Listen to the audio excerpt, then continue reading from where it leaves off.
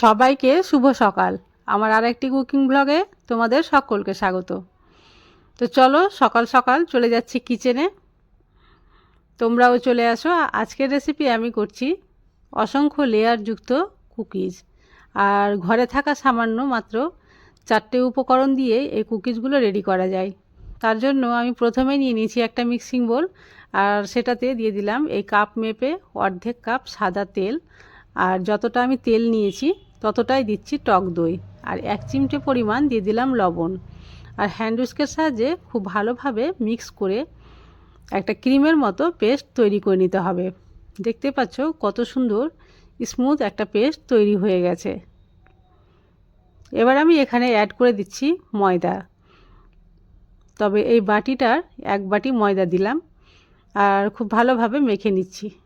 যদি প্রয়োজনে পড়ে তাহলে আরও একটুখানি ময়দা দিতে হবে। এখানে কিন্তু আরও খানিকটা ময়দার প্রয়োজন ছিল, তাই ময়দাটা দিলাম।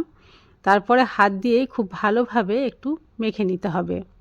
ডোটা হবে একেবারে সফট। কেমন ডো হবে আমি পরে তোমাদের দেখাচ্ছি। এই যে দেখো, ঠিক এইভাবে ডোটা রেডি করতে হবে। ডো রেডি হয়ে গেছে। এবার আমি একটা প্লাস্টিকের উপরে এভাবে রেখে, আর উপরে আরও একটা প্লাস্টিক দিয়ে বেলনের সাহায্যে আমি পাতলা করে বেলে নিচ্ছি। যতটা সম্ভব পাতলা করে বেলে নিতে হবে।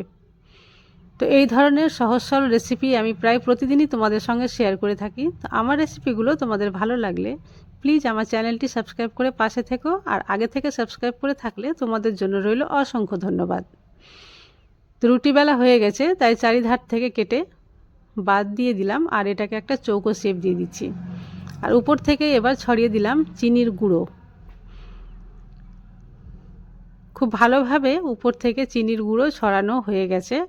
এবার আমি এক ধার থেকে প্লাস্টিকটা একটুখানি উল্টে দিচ্ছি, কারণ এখানে একটা ভাঁজ দিতে হবে।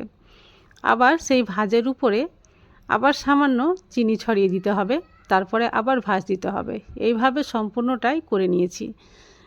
এবার সবশেষে চাকুর সাহায্যে এইভাবে কোনাকুনি করে ডিজাইন করে কেটে নিচ্ছি। একটা কুকিজ তোমাদের হাতে উঠিয়ে দেখাচ্ছি। দেখো লেয়ারগুলো কত সুন্দরভাবে বোঝা যাচ্ছে, অনেকটা লেয়ার দেখাও যাচ্ছে। এবার এগুলোকে বেক করতে হবে, তাই আমি একটা থালাতে আগে থেকে একটু তেল ব্রাশ করে নিয়েছিলাম, আর সেই থালাতে কুকিজগুলো এভাবে সেট করে নিচ্ছি। তোমরা পারলে এখানটায় ময়দাও ছড়িয়ে দিতে পারো। আমি এখানে আজকে ময়দা ছড়াইনি, তেল ব্রাশ করেছি। তো এটা থালায় সাজানো হয়ে গেছে। আর অন্যদিকে গ্যাসের ফ্লেম অন করে আগে থেকেই আমি একটা কড়াই বসিয়ে রেখেছিলাম প্রি হিটের জন্য। তো কড়াইটাও গরম হয়ে গেছে।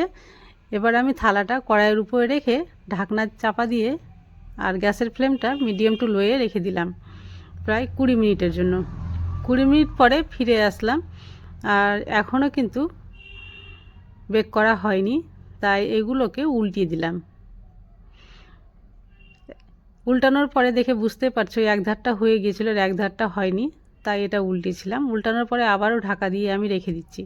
এবার 10 মিনিট পরে ফিরে আসলাম, আর দেখো খুব সুন্দরভাবে কিন্তু কালার চলে এসছে। এবার ঠান্ডা হওয়ার পর্যন্ত আমি অপেক্ষা করছিলাম, যে ঠান্ডা হলে এটা সার্ভিং প্লেটে সার্ভ করে নেব। তো চলো ঠান্ডা হয়ে গেছে, এবার আমি একটা সার্ভিং প্লেটে সার্ভ করে নিচ্ছি। আর দেখো কত সুন্দরভাবে তৈরি হয়ে গেছে আমাদের এই কুকিজগুলো। এই কুকিজগুলো তৈরি করে তোমরা স্টোর করে রাখতে পারো প্রায় 15 থেকে 20 দিনের মতো। আর লেয়ারগুলো দেখো, এই যে উপরটা ক্রিস্পি আর ভিতরটা কতটা সফট হয়েছে। আজ তাহলে এই পর্যন্ত, আবার আসবো অন্য কোনো ভিডিও নিয়ে। ততক্ষণ পর্যন্ত তোমরা সবাই সুস্থ থেকো, ভালো থেকো।